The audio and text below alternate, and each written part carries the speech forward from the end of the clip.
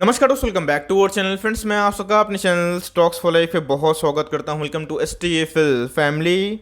DFL members, video start करने से पहले एक ही बात बोलना चाहूंगा, लापरवाही महंगी पड़ सकती है, क्योंकि दोस्तों दो स्टॉक में हमें आज के दिन गजब का ब्रेकआउट देखने को मिल रहा है। और एक ही स्टॉक की बात की जाए तो गाइस, डेली, मंथली और वीकली चार्ट में इसने बहुत दिनों के बाद ब्रेकआउट दिया है। तो जी हाँ दोस्तों, शॉर्ट टर्म में भी टारगेट्स बहुत ही अब दिखाई पड़ सकते हैं। और लॉन्ग टर्म की बात की जाए, दो स्टॉक को मैं डिस्कस करने वाला हूं जिसका लॉन्ग टर्म प्रोस्पेक्ट बहुत ही शानदार है। और जब तक इंडिया का बाजार रहेगा इस ये सब कंपनी कभी डूबने वाली नहीं है। इसके पहले भी जब स्टॉक नहीं चल रहा था, आप देख सकते हैं कि एक वीक पहले मैंने आपको वीडियो बना के बताया था कि तू जितने भी कर ले सितम, हंस हंस के सहेंगे हम। दोस्तों ये टाइटल था, क्योंकि बहुत लोगों के पेशेंस की कमी होती है। और मैंने बताया है कि स्टॉक मार्केट में रहना है तो पेशेंस बहुत ही इंपॉर्टेंट होता है। बिकॉज आज नहीं तो कल अच्छे स्टॉक भागते ही भागते हैं, और जब भागते हैं तो किसी को घुसने का मौका नहीं मिलता है। तो जी हाँ, तो इसी बीच में दो स्टॉक है और दोनों में कुछ ना कुछ न्यूज़ निकल के आ रही है। और मैं फ्रेश बाइंग लेवल बताऊंगा जहाँ पे आप लॉन्ग टर्म में चाहें तो पोजीशन बना सकते हैं। और इसको अगर आप जितना होल्ड कर पाएं लंबे अवधि के लिए, उतना ही दोस्तों ये पैसे बना के देगा। दोनों के दोनों आने वाले कल में मल्टी बैगर प्रूफ जरूर हो सकते हैं। ऐसा मैं क्यों बोल रहा हूँ वो लॉजिक के संग मैं आपको एक्सप्लेन करने की कोशिश करूंगा।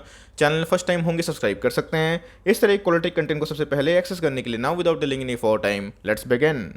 आप देख सकते हैं कि निफ्टी 50 का स्टॉक हमें देखने को मिलता है। और निफ्टी की बात की जाए, डेली अपने ऑल टाइम हाई ब्रीच कर रहे हैं। तो इसी बीच में गाइस बहुत ही लंबे एक कॉन्सोलेशन के बाद इस स्टॉक ने आज ब्रेकआउट देने की कोशिश की। आज के भाव की बात की जाए, आप देख सकते हैं दोस्तों 760 के आसपास हमें क्लोजिंग देखने को मिल रही है। और आज हमें तकरीबन 6% का इंट्राडे हाई लगता हुआ देखने को मिल रहा है। इस मौका भी है, क्योंकि अगर आप देखें तो पूरा साल भर में जनवरी के महीने से गाइस इसने कोई वैसे पैसे बना के नहीं दिए। और दोस्तों ये जो पुराना इनके जो लेवल्स थे जिसको तोड़ता हुआ दिखाई पड़ रहा है। और अगर देखें दोस्तों जनवरी के महीने से इसने मात्र 12% का रिटर्न बना के दिया है। लेकिन आने वाले कल में ये इस साल के एंड तक दोस्तों कम से कम इधर से भी और 20% रिटर्न डिलीवर कर सकता है।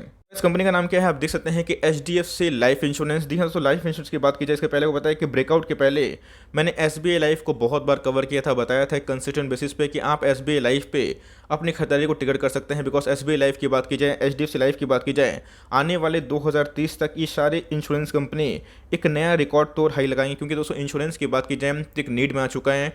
कोविड के पहले जो इंश्योरेंस का सिनेरियो था और कोविड के बाद जो इंश्योरेंस सिनेरियो, दोस्तों ज़मीन आसमान का फ़र्क है। और ऐसे बहुत लोग जो पहले प्रीमियम नहीं लेते थे, इंश्योरेंस कंपनी से दूर भागते थे, अभी गाइस इंश्योरेंस एक ट्रेंड पे है। तो आने वाले कल में जितने भी इंश्योरेंस वाले बिजनेस हैं वो दोस्तों आपको नया वेल्थ मेक करके दे सकते हैं। और 2030 तक इंश्योरेंस कंपनी गाइस एक मेगा वेल्थ क्रिएटर बन सकती है। जो न्यूज़ है उस न्यूज़ का इम्पैक्ट समझने की कोशिश करिए। जी हाँ दोस्तों, इसके पहले मैंने बहुत सारे स्टॉक को बताया था और बताया भी था कि उसमें कोई न्यूज़ है, न्यूज़ का आप इम्पैक्ट समझते हैं तब को समझ में आ जाएगा। ऑल्दो अगर आप देखें तो HDFC लाइफ ने आज अपना फिर से फ्रेश ब्रेकआउट दिया। और दोस्तों क्यों, तो इन्होंने कोई फंड रेसिंग का प्लान किया है, जिसकी वजह से गाइस स्टॉक में काफ़ी हमें आग लगते हुए देखने को मिल रही है। देखते हैं गाइस कि आज के दिन ही इसने 2 सितंबर को अपना फ्रेश हाई लगाया। बहुत ही लंबे कंसोलिडेशन के बाद इसने अपना ब्रेकआउट वर्ज पे दर्ज किया है। इधर अगर आप देखें गाइस तो आज के दिन हमें 34% के आसपास डिलीवरी को मिल रही है, जहाँ पे 1 crore 50 lakh almost shares trade हुए। अगेंस्ट अगर आप देखें तो 50 लाख शेयर्स को डीमेट में ले जाया गया है। कभी भी मैं SBI लाइफ के बारे में डिस्कस करता हूँ, HDFC लाइफ के बारे में डिस्कस करता हूँ, तो मेक श्योर दोस्तों आने वाले कल में ये सब कंपनी और ही बड़ी हो सकती है। बिकॉज अगर आप LIC से कंपेयर करें तो इन सब का जो मार्केट कैप है अभी भी बहुत ही कम है। ऑल्दो अगर आप देखें तो गाइस 1.5 लाख करोड़ के आसपास की मार्केट कैप है। अगर आप स्टॉक का पी देखें 120 के आसपास हमें दिखाई पड़ता है। लेकिन दोस्तों जो स्टॉक के ROC है, जो ROE है, अपने आप में ही बहुत ही शानदार देखने को मिलते हैं। 20 का हमें इनके ROC देखने को मिलते हैं। और बात की जाए ROE की तो जी हाँ, तो 17% के आसपास है। और कंपनी का जो फेस वैल्यू है हमें 10 देखने को मिल जाता है। कंपनी का अगर आप सेल्स ग्रोथ देखें तो पहले से हमें बढ़ते हुए दिखाई पड़ रहा है। पता है कि कोविड की वजह से बहुत ऐसे लोग हैं जिन्होंने इंश्योरेंस कंपनी पे अच्छा खासा निवेश भी किया है, बहुत सारे प्रीमियम्स भी अवेल करवाए हैं। तो इसलिए अगर आप देखें तो लास्ट 3 साल में इनके सेल्स हमें 30% के आसपास दिखाई पड़ रहे हैं। और कंपनी की बात की जाए, पूरे सेक्टर की बात की जाए, आने वाले 10 सालों में गाइस ये और भी एक्सपोनेंशियली ग्रोथ हो सकता है। और प्रॉफिट की बात की जाए तो इनके प्रॉफिट अभी के टाइम में डिक्लाइन होते हुए देखने को मिल रहा है। लेकिन दोस्तों धीरे धीरे इनके प्रॉफिट मार्जिन भी ठीक होने के चांसेस है। और मैंने आपको बताया भी है कि जितने इंश्योरेंस वाली कंपनी है उनका दोस्तों प्रॉफिट बहुत ही ज़्यादा होता है, क्योंकि इंश्योरेंस कंपनी को चलाने के लिए ऐसा कोई बड़ा खर्चा नहीं है। कोविड क्लेम की वजह से इनके प्रॉफिट डाउन थे। और तभी मैंने आपको बताया था कि जितने भी इंश्योरेंस कंपनी है सब पे आप निवेश करिए। बिकॉज SBI लाइफ की बात की जाए तो गाइस 800 से मैंने कवर करना स्टार्ट किया था, आज 1200 के भाव पे है। और ये जल्दी ही आपको 1000 के भाव पे देखने को मिल सकता है HDFC लाइफ। तो जी हाँ दोस्तों, HDFC लाइफ में घुसने का बहुत अच्छा मौका हो सकता है। और अगर आप देखें तो स्टॉक का प्राइस 3 साल में 16% के आसपास भागा है और 1 साल में 24% अप है। लेकिन जल्दी ही ये दोस्तों बहुत ही रॉकेट बनने वाला है। और अगर आप देखें तो कंपनी का जो ROE है हमें कंसिस्टेंट 20 के ऊपर दिखाई पड़ जाता है। तो बात की जाए, बहुत ही बड़े FIAs का इंटरेस्ट हमें देखने को मिलता है। अगर आप देखें तो प्रोमोटर के बाद FIAs ने बहुत अच्छा स्टेक लेकर रखा है। 50% से ऊपर स्टेक, ऑलमोस्ट 54% के आसपास स्टेक प्रोमोटर ओन करते हैं। और पब्लिक के पास बात की जाए दोस्तों 14% का स्टेक है। FIS ने 26% का स्टेक लेके रखा है। DS की बात की जाए तो गैस उनका भी स्टेक 5% के अप्रॉक्स दिखाई पड़ जाता है। अब देख सकते हैं कि इधर पे हमें फ्रेश ब्रेकआउट देखने को मिल चुका है और ये और भी तेज हो सकता है। ऑल्दो अगर आप देखें तो आज के दिन 775 का हाई लगाने के बाद थोड़ी सी प्रॉफिट बुकिंग हमें देखने को मिली, लेकिन दोस्तों इधर पे अगर ये 750 के ऊपर सस्टेन करता है तो जी हाँ दोस्तों हमें 850 का लेवल जल्दी ही देखने को मिल सकता है। तो मेरे हिसाब से गाइस अगर स्टॉक में अगर आप देखें तो वॉल्यूम में फिर से राइस हमें देखने को मिल रहा है। और वीकली की बात की जाए, मंथली की बात की जाए, इसने फ्रेश ब्रेकआउट दे दिए हैं। RSI की बात की जाए, मनी फ्लो इंडेक्स की बात की जाए तो गाइस हाईली ओवरबॉट जोन में जा चुका है। मेरे हिसाब से अगर आप इसको होल्ड करते हैं तो एकदम होल्ड एंड कंटिन्यू करें, बिकॉज स्टॉक फंडामेंटली बहुत ही अच्छी है और बहुत ही लंबे अरसे के बाद इसने एक ब्रेकआउट दिया है। तो शॉर्ट टर्म की बात की जाए, अगर 750 के ऊपर सस्टेन करता है तो गैस 850 एकदम शॉर्ट टर्म में अवेलेबल हो सकता है। और मुझे लगता है कि अगर ये इसको तोड़ता है तो आने वाले कल में ये 1000 की जर्नी पूरी कर सकता है, बिकॉज स्टॉक में काफ़ी दम है और पिछले कुछ समय से अच्छा रनअप नहीं दिखाया। तो यस, आने वाले कल में इसमें बहुत ही तेज़ी हो सकती है। तो मेरे हिसाब से गैस 750 के नीचे एक डिप आता है 730 के आसपास, 720 के आसपास, तो मेरे हिसाब से गैस ये मस्ट बाई वाली कंपनी है।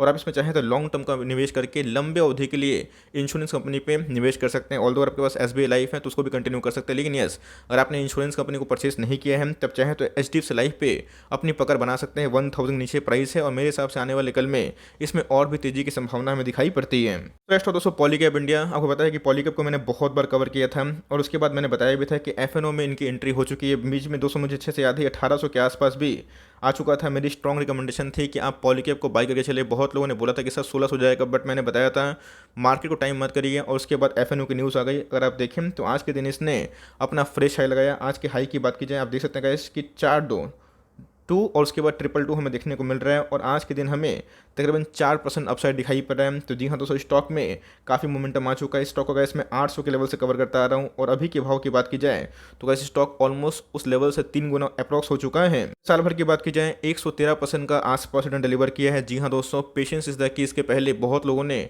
1800 के पास बेच भी दिया था, बहुत लोगों ने खरीदा भी था।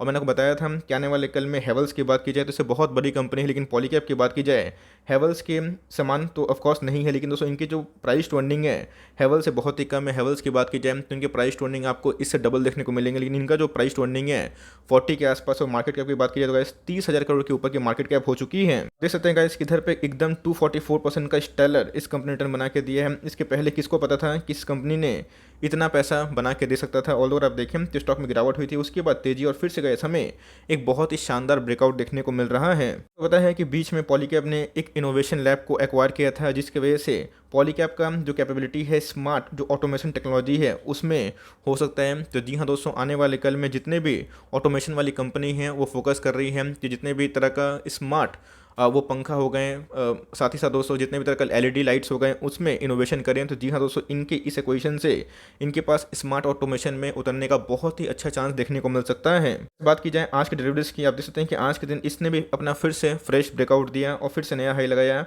32% के आसपास हमें आज के दिन क्वांटिटीज़ को डिलीवरी देखने को मिल रही है। आप देख सकते हैं कि इसमें बहुत ही तेजी वॉल्यूम्स हमें देखने को मिल रहे हैं। अगर आप देखें तो पिछले कुछ समय से आपको बताया कि FNO के बाद इसमें वॉल्यूम्स जो राइज थे वो होना एकदम तय था। और गाइस एकदम FNO के बाद अगर आपने स्टॉक को उठाया होता तो कम से कम 20 से 25% का शॉर्ट टर्म रिटर्न बनता है। जब मैंने इसको कवर करना स्टार्ट किया था तो उस समय सस्ते भाव पे था और मैंने को बताया था कि FNO को एंट्री के बाद ऐसे बहुत सारे स्टॉक्स में काफ़ी वॉल्यूम राइज होगा। और आप देख सकते हैं कि इधर पे बहुत सारे बायर्स हमें देखने को मिल रहे हैं। तो जी हाँ दोस्तों, अगर टेक्निकली देखें तो स्टॉक हाईली ओवरबॉट हो चुका है। 78 के आसपास इनके RSI है, लेकिन लॉन्ग टर्म में ये कंपनी बहुत अच्छा कर सकती है। तो मेरे हिसाब से गाइस ये कंपनी अभी भी 2300 के लेवल पे जा सकती है। तो अगर आप इसको होल्ड किए हुए हैं तो आराम से होल्ड एंड कंटिन्यू करें। फ्रेश एंट्री करना चाहते हैं तो SIP के वे में लेना स्टार्ट करें। आपको लगता है महंगा हो चुका है तो हो सकता है कि एक डिप दे दें 100 रुपये के आसपास, 50 रुपये के आसपास, वहाँ पे चाहें तो fresh point of entry for long term उठा सकते हैं। लेकिन SIP के वे में लीजिएगा, बिकॉज स्टॉक ऑलरेडी बहुत भाग चुका है। लेकिन अगर आप चाहते हैं तो HDFC लाइफ में अभी के टाइम धीरे धीरे उठा सकते हैं। बट पॉलीकैब की बात की जाए तो ये भी हमारा बहुत ही टॉप पिक स्टॉक है और आप चाहें तो इसको लॉन्ग टर्म तक जरूर कंसिडर कर सकते हैं। तो आपके पास दोनों में से कौन से स्टॉक्स अगर अपने पैसे बनाए होंगे गाइस वीडियो देख के कमेंट बॉक्स में जरूर बताइएगा। आई होप मेरे एफर्ट आपको अच्छा लगा। वीडियो अच्छी लगी तो एक लाइक कर देगा, चैनल फर्स्ट टाइम होंगे